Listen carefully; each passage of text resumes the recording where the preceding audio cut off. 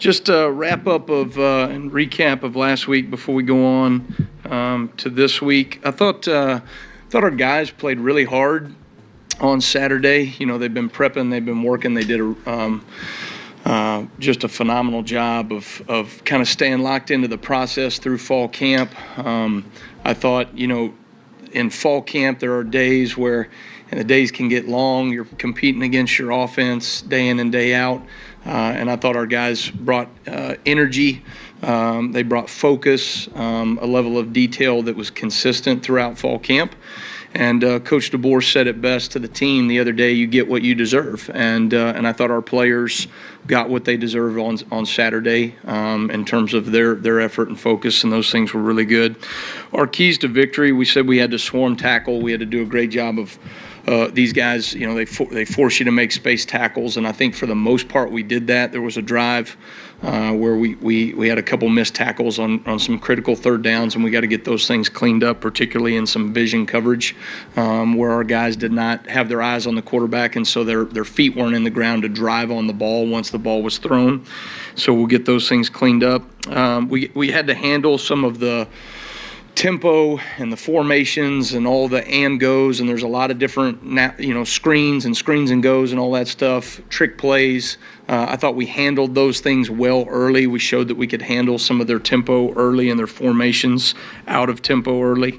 And then, you know, we really had to play a dominant style of defense up front in particular. And I thought our defensive line against the run, linebackers, safety support did a tremendous job throughout the game. We also were able to affect the quarterback in pass rush. We hit him early in the game, and I think that paid dividends as we started taking the ball away and getting off the field on third downs.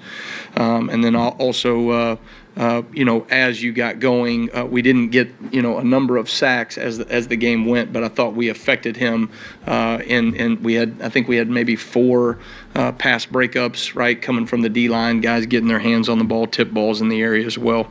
I was really proud of our guys and their fight in the red zone. We went on a 22-play drive, which is never fun for a defense, but our guys did a really good job of staying focused during that time. And really, half the battle in the red zone is just finding the will to be able to fight when it matters most. And I thought our guys did that to be able to get a great fourth down stop down there. I thought, the 2 takeaways early were positive, but I did not think we capitalized on takeaways as a defense. I thought we had opportunities to score on defense multiple times, and we did not make the most of those opportunities. We also had opportunities in the backfield. Sacks are great, but sack-caused fumbles are way better, right, to get the ball back for our offense right there on the spot. So those are things that the guys have really been challenged. I did not think we met the standard of what we're capable of as a defense there. And so I hope to see a response in our players just in terms of their intentionality to take the ball away. Punching, raking at the ball, all those types of things did not show up to the level that I think we're capable of. So we will make that a huge point of emphasis moving on this week. It's critical that our players manage their time well. This is the first actual week, right, of the season where you have a Sunday to a Saturday. There's a finite amount of hours, and there is a finite amount of work that has to be done, and the work is the work. And if you don't stay ahead, all right, you start falling behind on a Tuesday and Wednesday practice, and then that shows up on Saturday. So our guys got to do a tremendous job getting ready for that. Looking ahead to South Florida, I think this is a team that is very well coached. I think they have a great identity in what they do, particularly with their offense. Alex Golish, I've known for a number of years. I think he does a tremendous job. Those guys are very detailed in what they do in the run game. They have a lot of volume in the run game. They do a number of things in terms of finding space in their passing game. They create space with lateral alignments. You're going to see those big wide splits that we've seen over the last couple of years from this style of offense, and then find different windows in the passing game, be it through the drop back play action or through the RPOs. And so we've got our work cut out for us. I think this quarterback is dynamic. with his feet. He showed that a year ago to us, that he can extend plays, particularly in passing downs with his feet.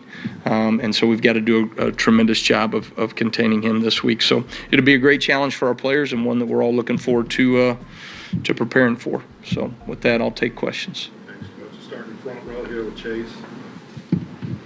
You made a ton of substitutions against Western Kentucky, not just on the DL, which is normal, but the linebackers, the DBs. Did you kind of go into the game with a mindset that you wanted to be able to put some grades on a high number of guys? Yeah, I think there's different levels of substitution as the game went on. Right, we felt like as we moved into the second half, the game was in hand, and so you certainly want to get some younger players involved in the game during that time.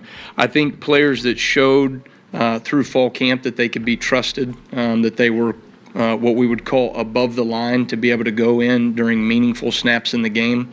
There were players that we knew, younger guys, right, that may make mistakes, but they need to be able to work through those mistakes. And so I think as a staff, it's really important early that you push yourself to be able to get players in games, because if you don't, right, they can't learn and grow from those experiences as the season goes on. And we're going to need those younger players to continue to elevate their game as the season goes on, and they can only do that if they get some reps. So certainly we're going to try to get people in the game, but we're never going to put a player in that has not shown that he is above the line.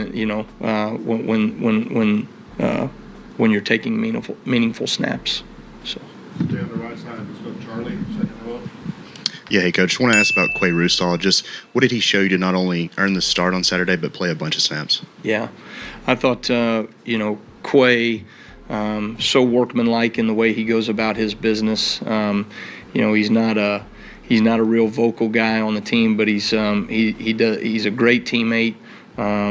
Has really kind of leaned into what we're doing from a defensive standpoint with that wolf position. There's a lot of things that we ask that guy to do. He's got to play off the edge. He's got to play in the box as an inside stand-up kind of move around backer. He's got to drop out in coverage. So there's a lot of things that we're asking that guy to do, and I think Quay is a very well-rounded individual. He's gifted from a physical standpoint in terms of his ability to run. He can make space tackles.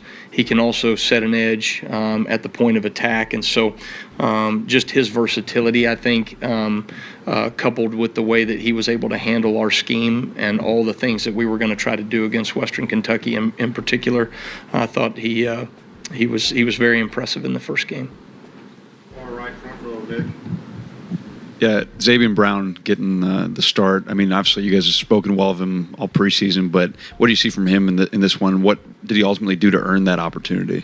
Well, not just Xavier, right, but, a number of those other young players played meaningful snaps in the game, which was impressive.